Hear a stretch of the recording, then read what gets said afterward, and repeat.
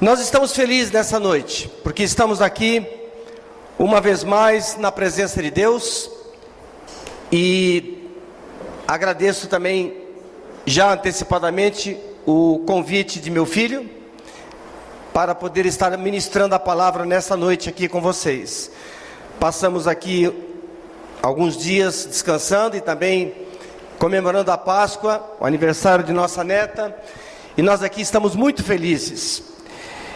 E também revendo amigos e irmãos, uma vez mais. Não faz muito tempo estive pregando aqui e foi um período muito abençoado. Meus irmãos, quando eu recebi o convite de meu filho para pregar, como sempre nós fazemos, nós pregadores, né? Nós nos debruçamos sobre a palavra de Deus, nos debruçamos sobre a Bíblia, invocamos a presença de Deus, invocamos a sua presença, para pedir orientação sobre o que dizer, o que falar em determinados momentos.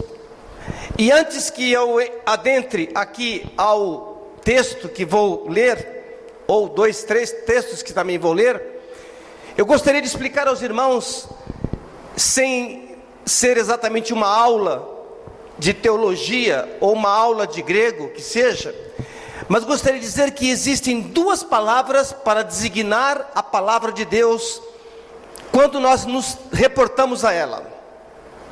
A primeira palavra é logos. O que é logos no grego?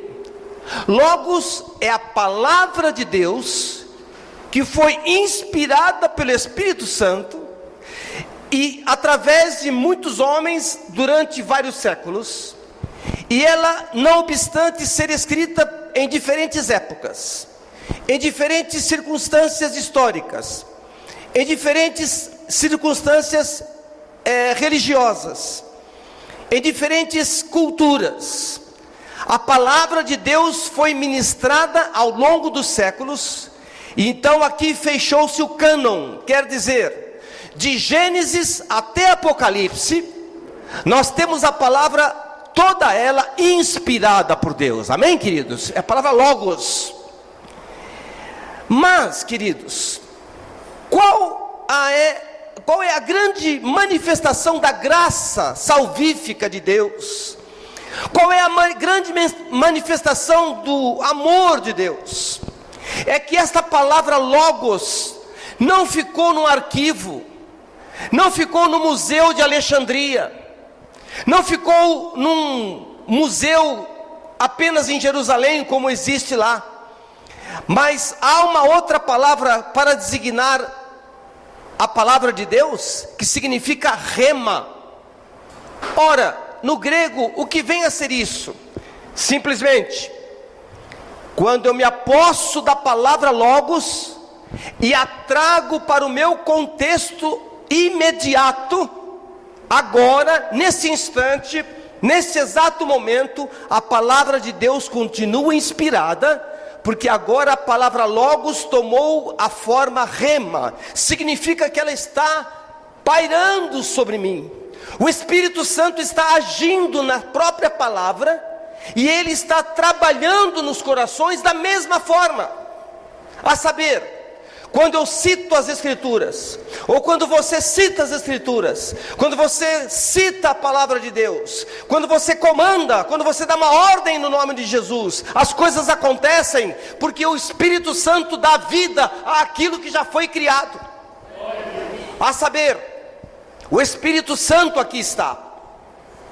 Há muitas pessoas, eu quero ser um pouco pedagógico, mas ao mesmo tempo sucinto, eu não vou me demorar, porque o escopo da mensagem é um pouco mais avante.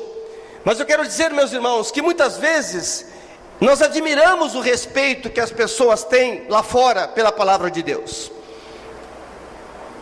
A igreja romana, nesse tempo de Páscoa, celebra.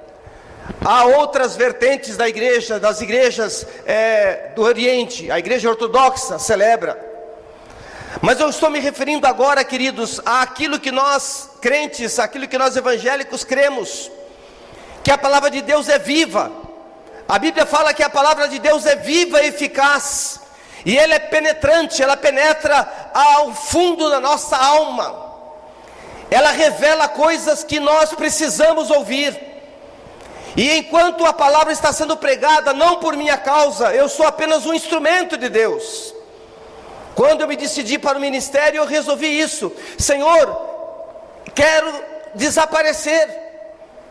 Eu peço agora, aparece Jesus, aparece aqui. Aparece através da tua palavra, aparece através do teu Espírito. Você diria assim: mas pastor, Jesus está no trono de glória. Fisicamente ele está num corpo incorruptível, assentado à destra de Deus, no mais alto pináculo da sua existência, da sua morada celestial. E para lá um dia os salvos irão, amém, queridos? Mas enquanto isso não acontece, o que aconteceu em João 14? Como ontem minha nora estava lendo, em João 14, a palavra diz: eis que eu vou. Jesus disse: eu vou, mas eu vou enviar o Consolador, eu vou enviar o meu substituto, ele vai falar por mim, tudo que ele disser será palavra minha. Ele, Jesus, não estaria mais entre nós por um tempo. E muitas pessoas fazem confusão e acham que quando nós falamos do Espírito Santo, não estamos falando de Deus Pai nem de Deus Filho. Queridos, há uma unicidade e uma trindade. Deus é uno e trino. Deus é um só, mas Ele se manifesta em três pessoas. E quando hoje agora nós estamos aqui, e se essa tensão que está acontecendo agora, e em todas as igrejas que estão agora celebrando o nome de Jesus, e que Deus abençoe cada ministério que agora está invocando o nome do Senhor por esta cidade, e por esse estado, pelo Brasil, pelo mundo, em diferentes fusos horários, a Páscoa está sendo celebrada. Que Deus esteja abençoando a palavra dos evangelistas, dos ministros, dos pastores, em todas as culturas, em todos os quadrantes do planeta. Mas o que significa é que o Espírito Santo, Ele é uno e trino. Deus é uno e trino, Jesus é uno e trino. Por quê? Porque eles são um em essência, mas eles se manifestam em três pessoas: a pessoa do Pai, a pessoa do Filho e a pessoa do Espírito Santo. Jesus está sendo glorificado. Quando pelo Espírito Santo você glorifica a Deus, esse louvor vai para Jesus. E como é que nós sabemos que somos salvos? Porque o Espírito Santo um dia testificou com o nosso espírito. Quando um dia você ouviu, você que já é crente, quando você ouviu a mensagem de Deus, e que você é pecador, e que você precisa se consertar com Deus, e que você precisa fazer uma aliança com Deus, e que você precisa entregar seu coração a Deus, quem é que deu essa garantia? Quem é que consolidou isso? Foi o Espírito Santo. Queridos, eu estava ontem ainda recordando, quando eu era criança, eu me recordo tão bem. Eu era muito pequeno. Interessante, eu estava comentando com a Ancila, com a minha esposa, e também com a minha filha, outro dia disse a mesma coisa. Engraçado, né? Nós, quando voltamos às igrejas onde éramos crianças, dá a impressão que está tudo tão pequeno. Porque a criança vê numa dimensão... A irmã Gabi pode explicar melhor isso, né? Como pedagoga. Para a criança, parece que esse templo ele é imenso, por causa da dimensão de ótica.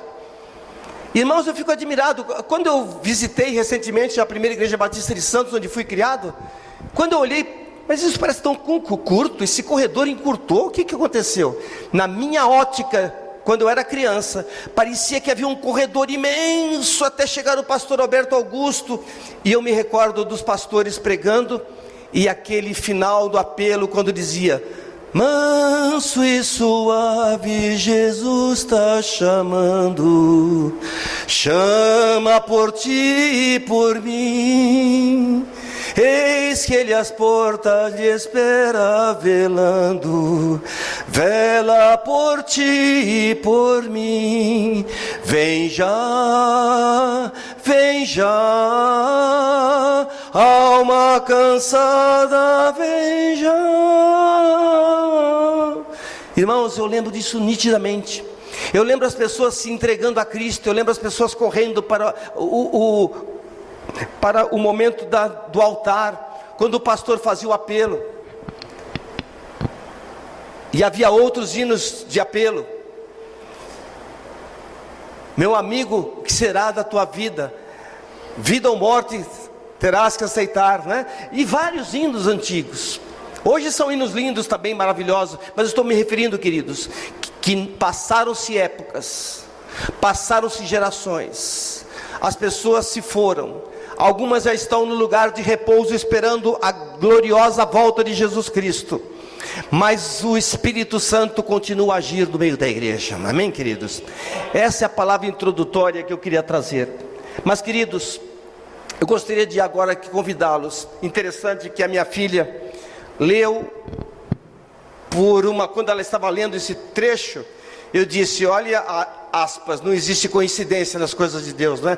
Eu ia citar justamente esse versículo de Mateus 28, mas ele foi citado aqui. Eu vou citar um que já havia programado e outro. Eu vou citar para início 2 versículos, queridos. Quero que os irmãos podem ficar assentados mesmo como estão.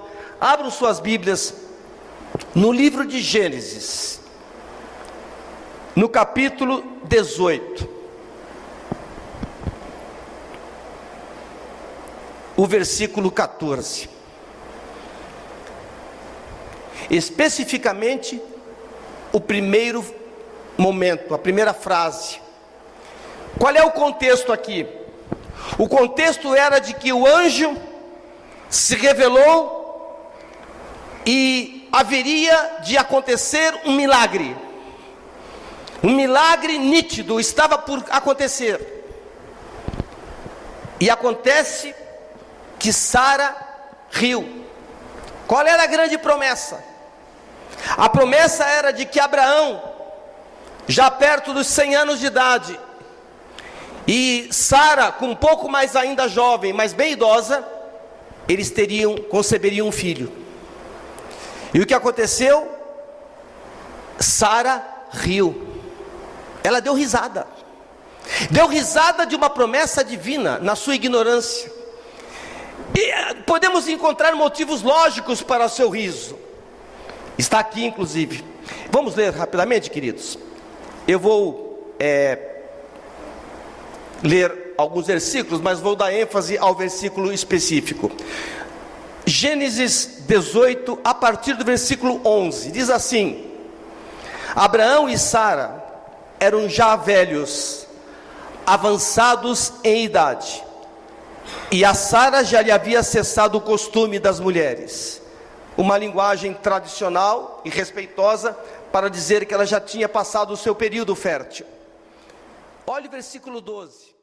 Riu-se, pois, Sara no seu íntimo. A saber, lá por dentro, ela ouviu a promessa e riu, deu gargalhada. Como se estivesse, talvez não fosse uma zombaria premeditada, mas foi algo espontâneo. Como isso é possível? Só rindo mesmo. E aí vem: depois de velha e velho, também o meu Senhor terei ainda prazer. Ela estava falando da vida íntima de um casal. Disse o Senhor a Abraão: por que se riu Sara, o Senhor conhecedor de todas as coisas, dizendo: será verdade que darei ainda a luz sendo velha? Agora esse versículo, queridos, que eu quero que cale no coração dos irmãos da igreja. Acaso para o Senhor há coisa demasiadamente difícil? Aí vem a sequência: daqui a 1 ano, neste mesmo tempo, voltarei a ti, voltarei a ti, e Sara terá um filho.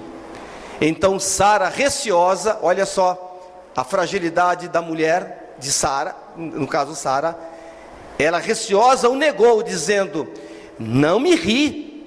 Ele, porém, disse: não é assim, é certo que riste. Queridos, mas eu quero dar ênfase ao versículo 14, a primeira frase: acaso para o Senhor há coisa demasiadamente difícil? Eu quero parar aqui, queridos. Eu não sei como você entrou aqui nessa noite, meu amado irmão, minha amada irmã, visitante. Mas eu tenho certeza de uma coisa, que nós estamos vivendo, sempre vivemos, mas estamos vivendo hoje no século 21. Estamos vivendo hoje, nesse nosso tempo contemporâneo, coisas que nos levam a impossibilidades, impossíveis. Alguém olha para você e diz: isso é impossível. Alguém olha para algo que você está sonhando. Eu um dia brinquei aqui, e vem os bombeiros espirituais e jogam água. Muitos não nutrem sonhos, estão ressequidos em sonhos, estão quebradiços em sonhos, não sonham mais. Logicamente estou falando no sonho no aspecto de aspirar a algo. Meus queridos, o ser humano, ele é diferenciado de qualquer outro ser, porque ele tem a aspiração divina. Aleluia. Podemos aplaudir ao Senhor, queridos, amém? Deus, ele aspira, ele anseia, ele tem sonhos. Ele criou esse universo, esse planeta, ele criou o cosmos. A Bíblia diz que o universo todo foi criado por ele e para ele. E Jesus Cristo não é apenas uma mera figura histórica. Ele é o Filho de Deus vivo. Ele é o Emanuel, o Deus conosco. Ele é aquele que nos traz toda a provisão. Ele é aquele que nos salva, Jeová Rafá, aquele que nos cura. Deus, ele é supremo. Jesus é o Filho primogênito de Deus, o único Filho, que experimentou as agruras da crucificação. Ele levou no seu corpo, diz Isaías, que eu amo tanto. Em Isaías diz que ele levou sobre si as nossas dores e as nossas enfermidades. E diz que o castigo que nos traz a paz estava sobre ele, e pelas suas pisaduras fomos sarados. Infelizmente, eu às vezes ouço alguns colegas, diríamos assim, para ser ético, dizendo que o evangelho, a citação de Isaías sobre levar as dores, é só as dores do pecado. Não, as dores completas. Deixe-me repetir aqui o que um dia comentei nesse púlpito. Eu estava ouvindo um pregador, que aprecio muito, e então ele estava dizendo assim: se nós pudéssemos viajar um pouco no surreal, voltar ao tempo em que Jesus estaria sendo crucificado. Então eu estou diante da crucificação, eu estou olhando para Jesus, e Jesus está ali na cruz, vertendo o seu sangue por mim. Então, ao olhar a sua face, eu poderia sentir algo dele em relação a mim, o seu grande amor e a salvação.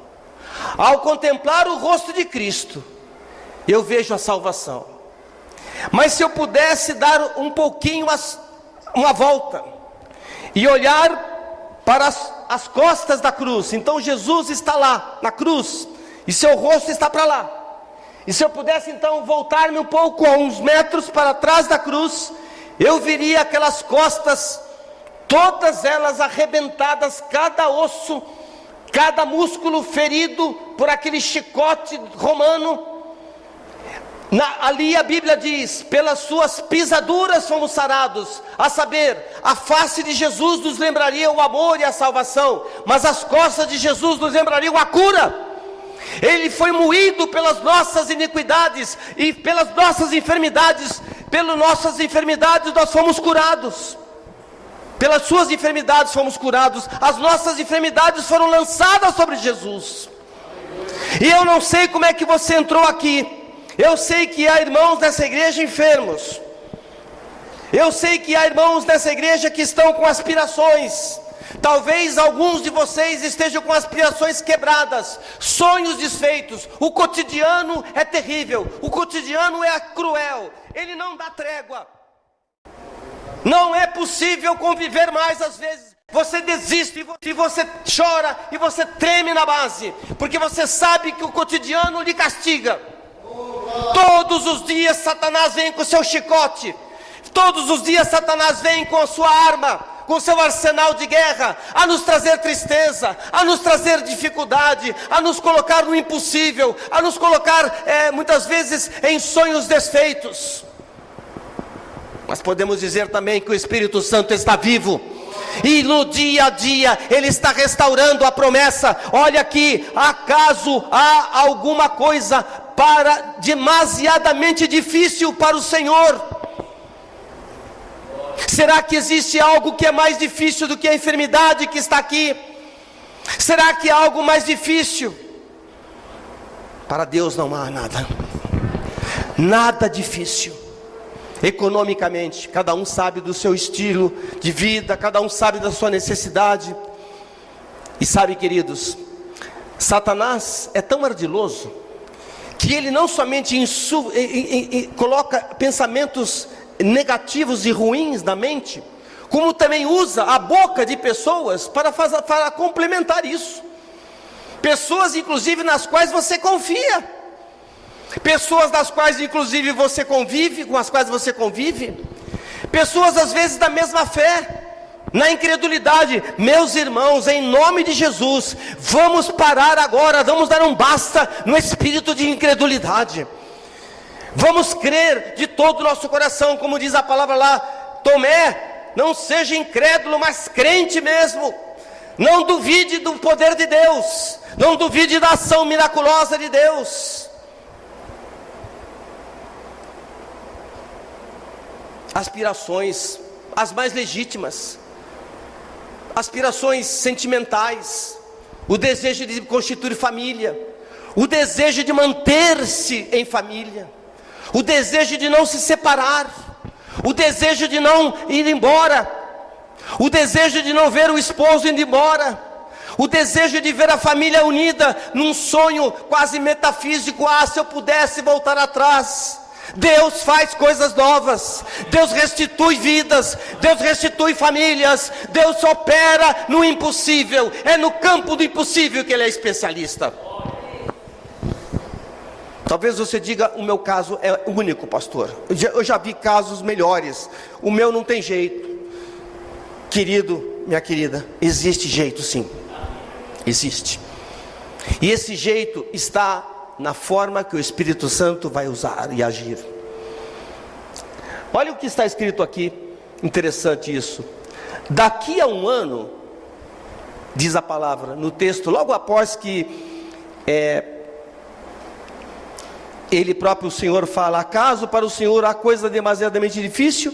Daqui a um ano, neste mesmo tempo, voltarei a ti e Sara terá um filho. Ou seja, voltarei a ti, Abraão, e Sara terá um filho. Daqui a um ano.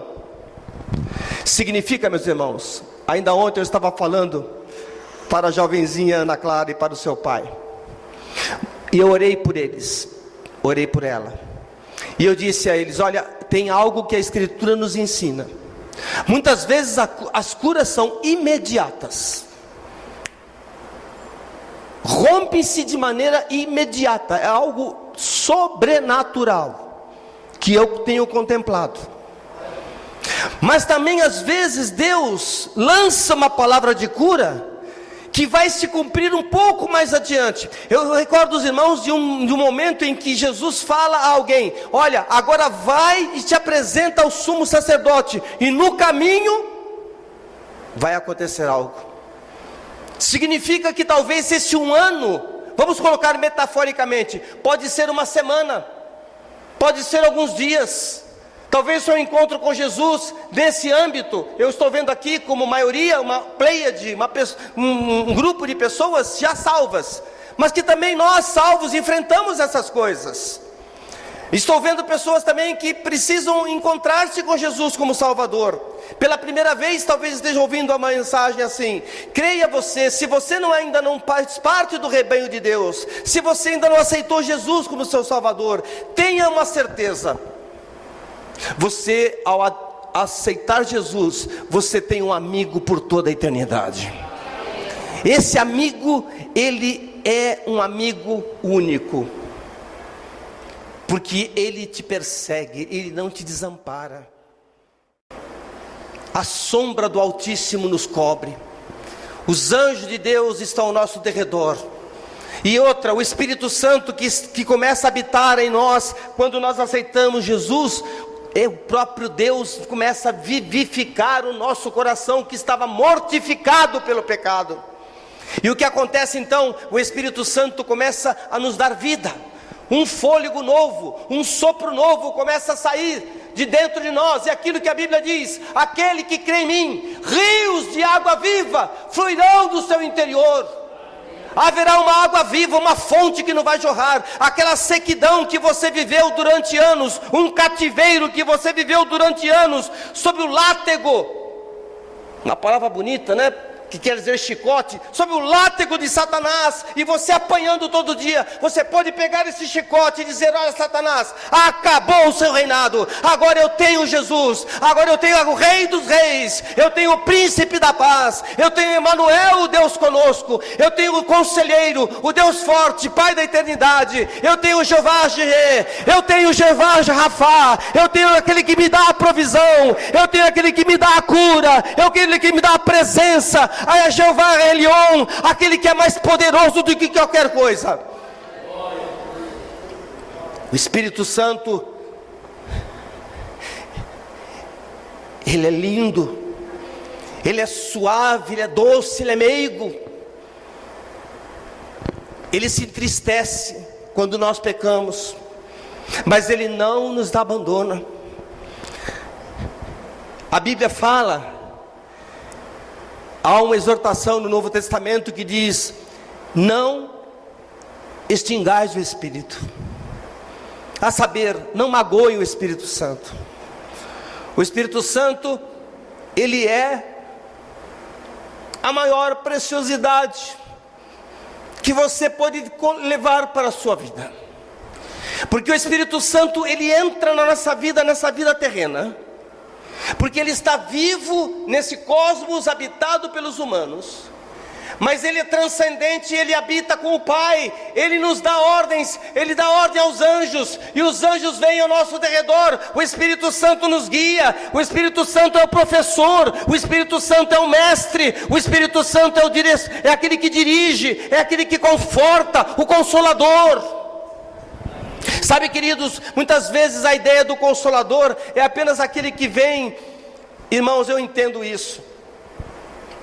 Mesmo no mundo não salvo, o que acontece muitas vezes, quando há um funeral, quando há a passagem de alguém para a eternidade, e aquele ambiente está tão tenso, quando pessoas que não são crentes estão morrendo, e os familiares estão ali sem mais esperança, não veremos mais. Alguns por outro tipo de fé acreditam em outras coisas, mas fisicamente não verão mais, nem espiritualmente verão. É a despedida mesmo, é luto absoluto. Existem sempre aquelas pessoas bondosas, mesmo não salvas, que vêm e dizem: olha, consolações, meus pêsames, estou com você, conte comigo. Isso conforta, em parte. As pessoas se debruçam e choram, mas eu posso te dizer uma coisa para você: por um tempo essas pessoas vão cuidar, vão se preocupar, mas a vida segue. A vida segue e cada um toma o seu rumo de novo. E alguém às vezes lembra lá: oh, como você tem passado, telefona, ou então esquece, nunca mais vê. Puxa, como tem passado, os seus filhos. Mas aquela dor continua. Quem é que cuidou daquela dor? Ninguém. Mas se você passa por algo difícil, se você passa por algo muito grave, um transe agudo, como diz um dos hinos do cantor cristão, o Espírito Santo, ele não te larga. O Espírito Santo está presente dentro de você, ele lhe dá sabedoria, ele conforta, ele consola. O mundo lá fora, as pessoas que criticam os crentes, nós temos até relevância no perdão, entendemos a ignorância espiritual, Mas aqueles que estão lá fora dizem assim: lá estão os aproveitadores, lá estão os quebra-santos, e aí vem os adjetivos, né? Lá vem os que vão levar o dinheiro para o pastor, e aquelas coisas horrorosas que nós ouvimos por aí. Mas tem uma coisa, meus irmãos: o diabo está lá, cutucando aquela gente, a imprensa, a mídia, para desfazer coisas que nós semeamos aqui, a duras penas, nas igrejas que têm comprometimento com Deus, igrejas que têm amor pelos perdidos. Eu só sei de uma coisa: quando as coisas apertam, é para Deus que se corre mesmo. Muitas pessoas que se dizem incrédulas chegaram até o Calvário pela dor. Muitos cientistas, a história diz, chegaram a confessar Jesus nos últimos momentos de sua vida, arrependidos do que falaram contra Deus, e Deus perdoou. O Espírito Santo nos inspira. Você está inspirado nessa noite? Será que você tem deixado o Espírito Santo um pouco triste? Isso não é acusação, meus irmãos, não é. É amor para com a igreja. É uma igreja, essa não é a minha igreja, mas é a igreja que eu tenho carinho, por ser igreja que meus filhos ministram, da qual eu faço parte por tabela, por estar aqui continuamente com os irmãos. Não estou aqui trazendo nenhuma palavra de acusação. Eu ouvi recentemente um pregador dizer isso: Deus sempre avisa quando chega, mas Ele nunca fala quando vai embora. Sabe, muitas vezes os corações estão ressequidos, e as pessoas não perceberam que o Espírito Santo já se ausentou, entristeceu-se. Há uma réstia lá, há um foguinho. Se há uma fagulha, que é a mesma coisa que uma fogueira, tão simples isso, está uma fagulhinhazinha lá, cinza para todo lado. Lá debaixo do fogo, debaixo da cinza, há uma fagulha, uma centelha. E ao jogar álcool, ao jogar um combustível, aquilo vem e rompe de novo. É isso o que nós devemos fazer ao vir à igreja: buscar, e também no nosso lar, na nossa vida diária, Jesus, Deus Pai, Deus Espírito, aquece-me. Não quero te magoar, não quero te entristecer. Eu quero dar lugar à tua vontade, tua prioridade. Eu pergunto, como você tem? Eu prometo, queridos, já estou terminando, porque nós teremos a segunda parte do culto, mas o Espírito Santo me leva a falar isso. Se algo está sendo difícil para você, pense duas coisas: eu tenho me submetido a Deus? Eu não estou dizendo a uma religião, a um rito, a um credo, até mesmo evangélico. Muitas pessoas às vezes vêm ao culto, por favor, com todo o amor, eu digo em qualquer igreja, e suas mentes estão longe. O pastor está pregando, mas sua mente está viajando pelo futebol. E eu gosto de futebol, queridos, por favor. Eu não sou pastor legalista, eu sou uma pessoa contemporânea, joguei futebol 50 anos, ainda jogo de vez em quando aí. Não é isso, mas eu digo, fica lembrando daquele gol maravilhoso que aconteceu, lembrando da namorada, no WhatsApp lá, e parece que nada está acontecendo. O pastor está dando o máximo de si, o coral cantou, o conjunto cantou, ninguém está aí com nada.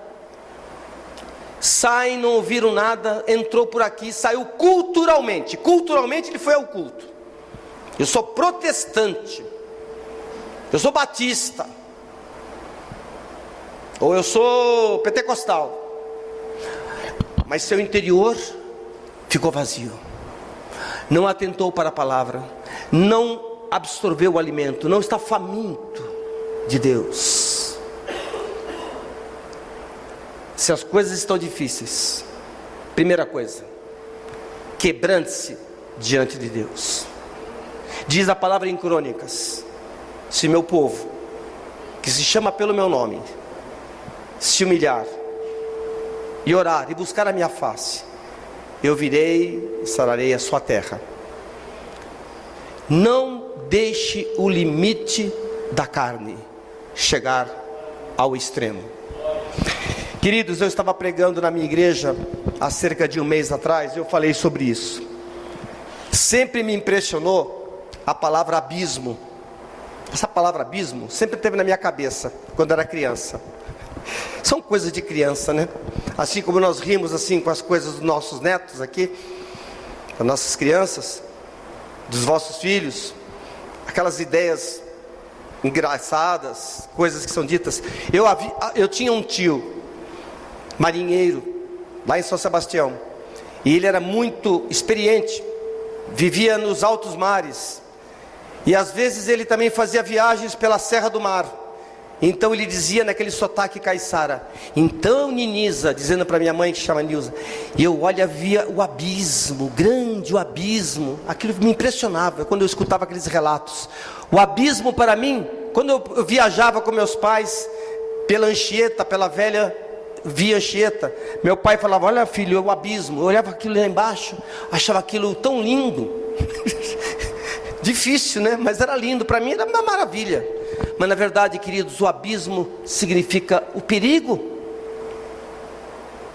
Significa que talvez, se você não estiver na presença de Deus, na presença do Altíssimo, com alegria, com contentamento, você está à beira do abismo. Você está prestes a pecar, ou prestes a cair, prestes a perder a fé, prestes a apostatar na fé.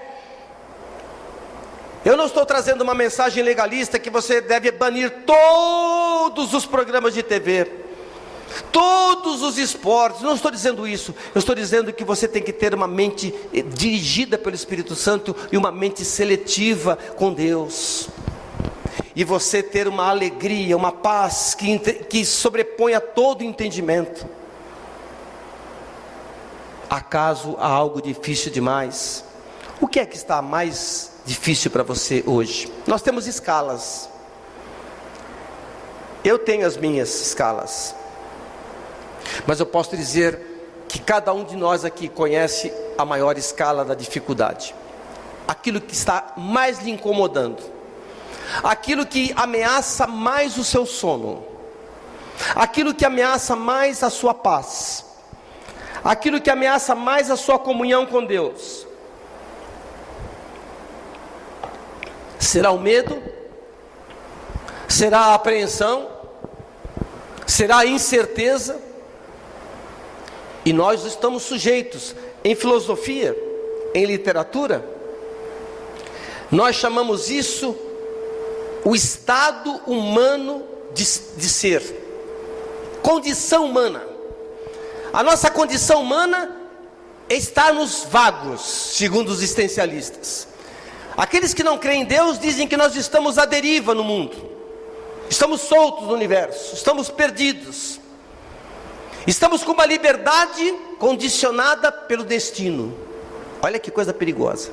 É isso que os pensadores dizem nas universidades. O meu pastor Denner Maia lá, ele sempre dá um alerta para os jovens. Jovens, vão para a faculdade, estudem, mas cuidado com o que vocês vão ouvir, não percam a fé, porque vocês vão ouvir coisas que vão afrontar o que vocês aprendem aqui na escola dominical e na nossa igreja. A saber, aquilo que é muito lindo, e as filosofias vão e voltam, e as pessoas vão esquecendo que a grande, magnífica, magnânima filosofia é o Evangelho, é o poder de Deus, é a conhecer a essência de Deus, é conhecer a amizade com o Espírito Santo, e principalmente, qual é o ponto de partida, qual é o início, qual é o start de tudo isso? Conhecer Jesus como seu Salvador pessoal. Quando você aceita Jesus, e aqui vou encerrar, o que é aceitar a Jesus como seu Salvador? É você se debruçar sobre a sua própria existência e dizer: Jesus, eu tenho ouvido algumas vezes, E nessa noite eu ouvi que só o Senhor salva. Me deixe, por gentileza, ler o segundo versículo. Eu ia ler um pouco antes, mas aqui eu termino. E esse versículo eu tenho grande amor, todos eles, né? Mas alguns versículos assim parece que saltam dos nossos olhos, saltam para a nossa vida espiritual. João, Evangelho de João, capítulo 11, versículo 25. E a Bíblia diz: qual é o último inimigo a ser vencido? É a morte. E olha o que Jesus disse em João 11, 25, uma coisa maravilhosa. Só esse versículo pode trazer milhares, milhões de vidas aos pés de Cristo. Diz assim: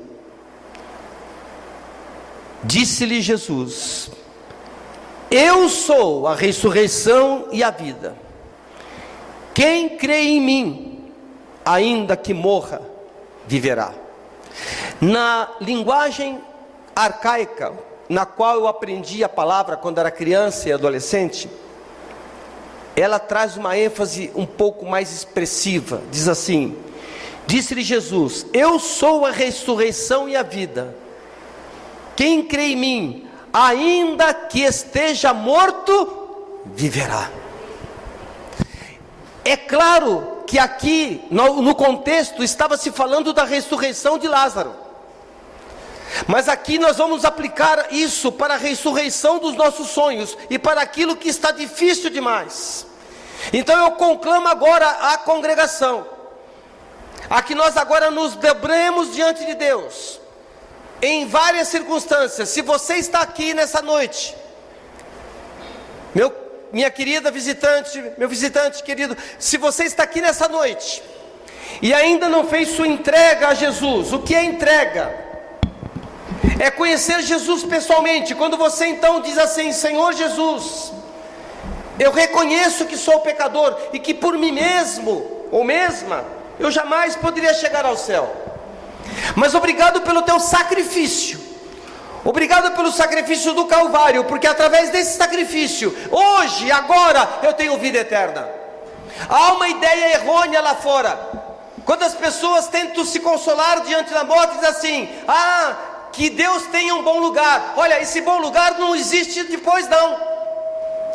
Esse lugar começa aqui, porque Jesus disse: eu vou e prepararei moradas.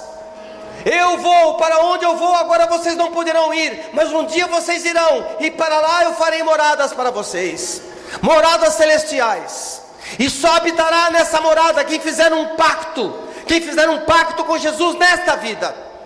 Não é viver de qualquer jeito não, e depois alguém faz lá uma oração bonita, e essa vida então agora está lá na sala VIP de espera, para ver se vai para o inferno ou vai para o céu. Não existe isso. O que existe é agora. Se você aceita Jesus agora, você está salvo. Aqui mesmo, agora, você encontra a salvação. O Espírito Santo garante-nos isso. Se você confessa Jesus e quer aceitá-lo, é a primeira escolha que você vai fazer. E para concluir, a todos aqueles que estão com alguns sonhos desfeitos, não importam quais, ou que estão em perigo, em abalo, que vocês também tomem um passo de fé nesta noite. Vamos curvar nossas cabeças, vamos orar. Vou deixar esse tempo paradinho aqui, vou falar nada mais por alguns instantes. Filho, ministra um louvor. Enquanto meu filho ministra um louvor, vá orando, busque qual a sua situação, qual a sua circunstância.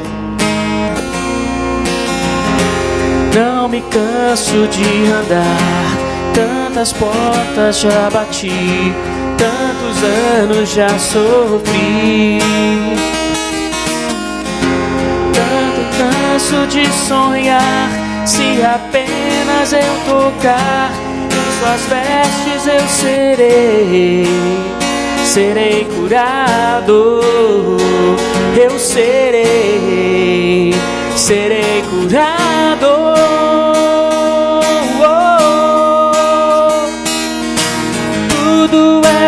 possível ao que crer.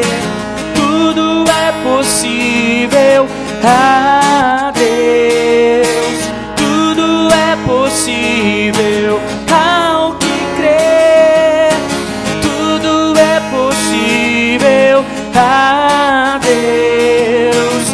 Movo as montanhas, ressuscito os mortos, ando sobre as águas e acalma a tempestade. Tudo é possível que crer. Tudo é possível que crer.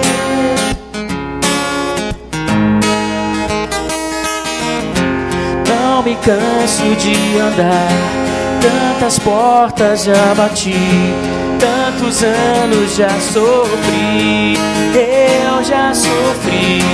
Não me canso de sonhar, se apenas eu tocar em suas vestes eu serei curado, eu serei curado.